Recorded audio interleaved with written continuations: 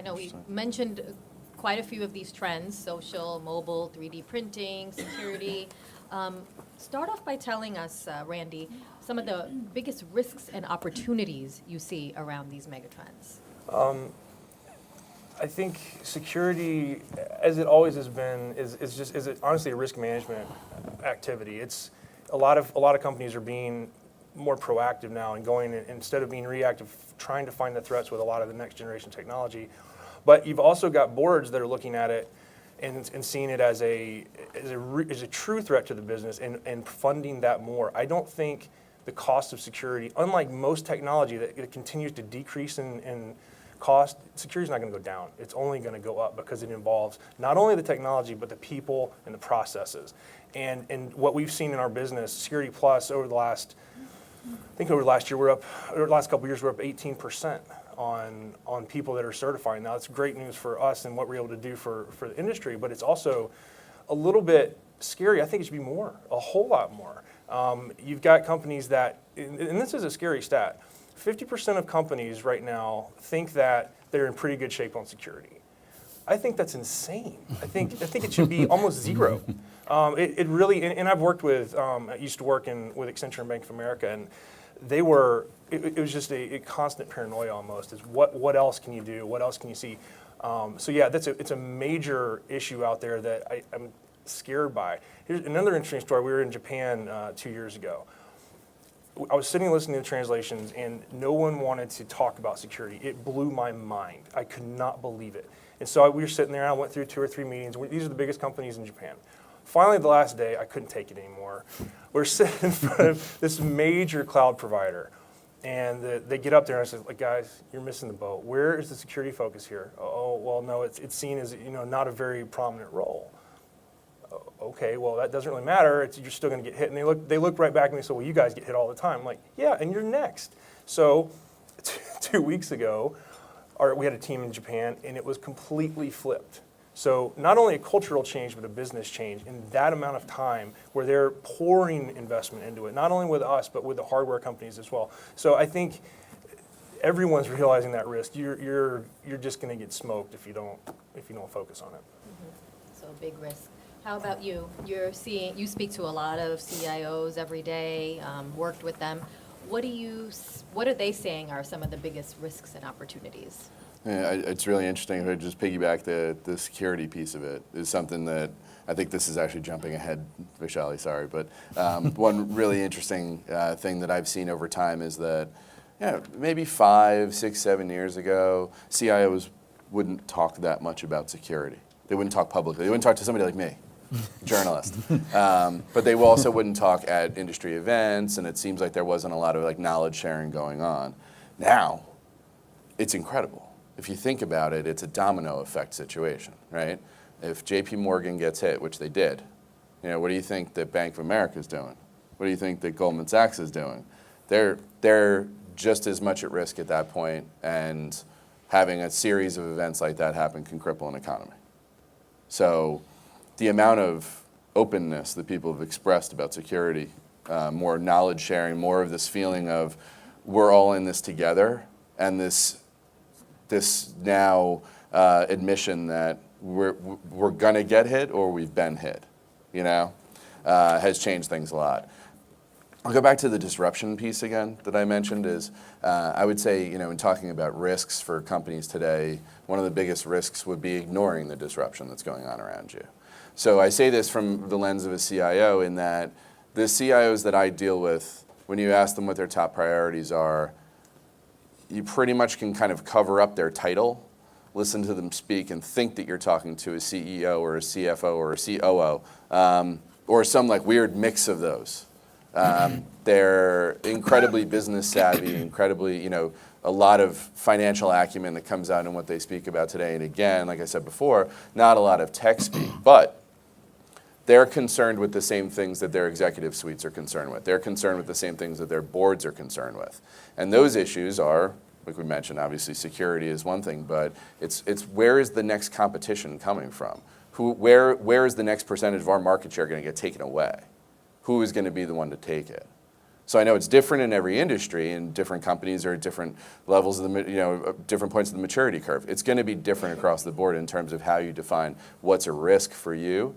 But looking at the people who are trying to put your business in jeopardy is one of the most important things you can do today. I can't tell you how many CIOs I speak with that have taken that on as a key role in their organization. They've literally thrown their hands up and said, I'll do this. I will be our guy or gal inside our organization who will take a look at the competitive landscape and really analyze where these threats are coming from. Not just, oh, somebody's doing this bit of technology better. This company or this IT organization is delivering services better than we are, within our industry. It's about this company or this technology or this process or this methodology or whatever it might be can take away X% of our revenue, can be a threat to X% of our profit. They're talking about it in financial terms. They're talking about it in real business terms. Again, not talking about it in technology terms. So if you're not looking at what's going on around you that can jeopardize your company, you're not doing your organization a very good service. The other thing I'll mention, just to get sort of tactical again, is we're going back to specific technologies, the Internet of Things, which I totally agree. It's really fascinating when you see what's going on out there. Companies from all different industries, what they're doing. I've heard some amazing examples of what financial services providers are doing, but then I also know great examples I'll talk about later about what railroad companies are doing. So there's such use, there's such a deep and wide use and opportunity there for so many organizations. But there's also a gigantic risk if people aren't thinking about this. I mean, it's pretty simple. I think it makes a lot of sense when you think about it. The Internet of Things, a crude definition of it is, any device that's out there that's connected to the Internet. Well, if you think about, go through, and I won't go through them one by one, but think about some of the biggest breaches that have taken place in the last few years. Obviously, there's a number of them. We've all seen the headlines. We've all heard anecdotal bits of the story. But there was an element of the Target breach that had to do with point-of-sale systems. The way that was set up, that is exactly part of the Internet of Things, right? A lot of the recent attacks that we've seen, very recent attacks, have involved smart devices. So think about the fact of what you're doing when you go out and you buy that smart refrigerator or that smart toaster, as somebody said to me the other day, and think smart washing machine. This all sounds great. No, and I'm not knocking you if you want it, if you want that kind of stuff. I mean, I do think it's cool, and I think that there's so much that it adds to our personal lives and what have you. But think about how an attacker or an adversary could use that to penetrate something that's connected to something else, that's connected to maybe your corporate systems. Think about how you're using, or think about how companies are deploying sensors across their enterprises. And if somebody can just figure out how to get into one, they can figure out how to get into all. And if they figure out how to get further and further down the stack, they get into a situation where they can compromise your encryption. They will keep your systems going long enough for them to extract the kind of data that they want. So you'll think everything's fine. It might take you months to realize that you've been infected. So it's kind of, when you're looking at some of this, it's I'm borrowing a phrase from the gentleman from NIST who I mentioned, Ron Ross. He talks about having a perspective of above the waterline and below the waterline when it comes to security and when it comes to planning. And what that gets into, to better visualize this maybe, think about above the waterline being things you can see. I hate to say this, but I was here that day. Think about an image of 9/11 in New York. You can see that. You can visualize that. You can see something like that happening. That is the same as many security threats. You know what they are. You know what to look for. You know where the vulnerabilities might sit. So you patch things and you take other precautions and what have you. But then the below the waterline to visualize it is if you've ever seen a picture of cancer cells growing inside one of your organs inside your body. You don't see those. You can't see those. You may have them growing inside of you. You may feel absolutely fine, and they keep growing and growing and spreading, and it can be months before you know that something actually is wrong. So that's below the waterline, the things we can't see, the things that we need to look, things we need to take a different approach to look at, to thinking about, where to look for them, where to think about where they might hit, what we might do when they happen. So Yeah, so the CIO has a lot on his or her plate. A little bit. And as you said, and we'll touch on this a little bit later, the role of the CIO. But Sure. it sounds like they're taking on dual roles, almost as CEO, thinking about the business and profit, as well as many of the trends in technology, all the things that they got to look out for. Okay, so Joe, you talk about some of the risks as well, but also talk about the opportunities. Yeah. We've heard about a lot of the risks. Yep. What are some of the opportunities around these Well, megatrends? just to follow on to some of the discussions about the risk. So at a university like ours, I actually have to report to the Board of Trustees 3 times a year on all security aspects, so that they want to know what programs we're engaged in, what are we doing to mitigate the risks that have been discussed, and they keep close tabs on that. So it is, it is growing in many areas, but there are probably many other, I would say, companies that probably don't have it as high on the radar. And then the same thing is, during those same meetings, we discuss overall business risk, not just the cybersecurity risk. So I find that very interesting. And then just one other quick point on cybersecurity. How many have read the stories about the hacking of the Democratic National Committee, et cetera, with John Podesta, and how his email was hacked? I mean, I found it very simple. We can talk about all the technology we want. We can buy all the products in the world. My understanding from the articles I read is that he received an email saying, you need to change your password immediately. And unfortunately, it came in on a weekend. And so he called the administrative branch of the committee, and they got a hold of the IT guy. They actually had the person's name in the paper. I don't know if you guys have seen it. And he was home on a weekend, and he said, yeah, we better change it right away. Well, the link to change the password was obviously the breach. And that's how all of this stuff started hitting the media. So I think we can't lose sight of the fact that a great deal of cybersecurity is very practical and is non-technical. And the more you do that, we send out notices. In fact, I have one right now that we'll be sending out today or tomorrow. As we come upon the holiday season, you get all kinds of stuff, right?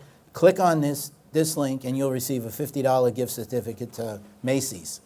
And people do it. So we send out notices just reminding people about these issues. But as you said, Vasali, let's look at some of the opportunities. And again, I'd like to start with a very simple one for St. John's. We actually have a mobile application called SUDS. I don't know if anybody knows it. I don't know if anybody would even have the wildest idea of what it is. Do you know what it is? It's a mobile app that students could look at what washing machines are available so they could go down and do their laundry and not wait online for a washing machine. And you know how popular that is. But that's just an idea. When I look at the opportunities we have, look how far we've come. How many people in a room could even imagine living without an ATM? And just think about boarding passes, right? How many people here board planes through their phone, through their smart device? So this is all changed. And we're seeing the same thing. We have a mobile app for St. John's for our students. We're extending it to our faculty so that there are more faculty opportunities. And clearly, we want to reach our alumni base with applications like that. Mobile technology is becoming a part of campus life. And you need to be there with it. You need to provide the opportunities. And the steps, as we just discussed, you can't take all of them at the time you want. You've got to evaluate the risks. And for us, just give you a very concrete example, we would like to have all our students doing their own registration on mobile apps. They do it online. But in bringing it to the mobile environment, we need to really make sure that it's not going to cause an opening and cause a problem. So we're looking at some of that stuff. Just very briefly, another big opportunity with the technologies that we have has to do with what we call the learning management systems. They are online.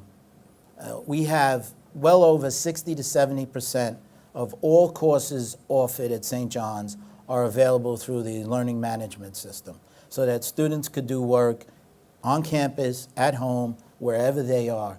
That is another big opportunity both for the students and also to really enhance the learning environment.